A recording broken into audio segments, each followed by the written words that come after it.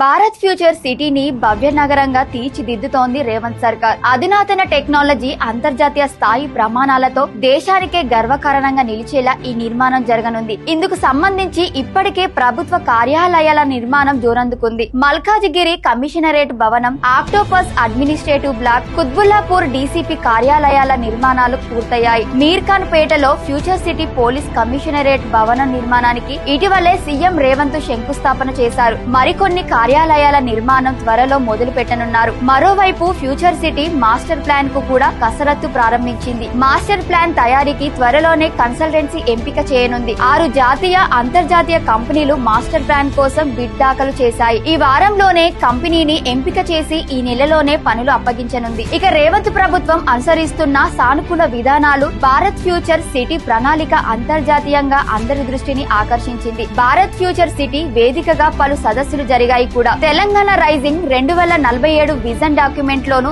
Bharat future సిటీకి అత్యంత ప్రాధాన్యమిచ్చింది రేవంత్ సర్కార్. దీంతో భారత్ ఫ్యూచర్ సిటీలో పెట్టుబడులు పెట్టేందుకు 17 కంపెనీలు ఇప్పటికే ముందుకొచ్చాయి. 2 నెలల్లో డేటా సెంటర్లు, లైఫ్ సైన్సెస్ కంపెనీలు కొలువుదీరనున్నాయి. మే, జూన్ నెలల్లో వరుస ప్రారంభోత్సవాలు, శంకుస్థాపన కార్యక్రమాలకు సన్నాహాలు జరుగుతున్నాయి. మొత్తం మీద 736 చదరపు కిలోమీటర్ల పరిధిలో 30,000 ఎకరాల్లో రేవంత్ ప్రభుత్వం నిర్మిస్తున్న భారత్ ఫ్యూచర్ సిటీని దేశానికే తలమానికంగా నిలవడంతో పాటు భావితరాలకు బంగారు భవిష్యత్తు అందించనుంది.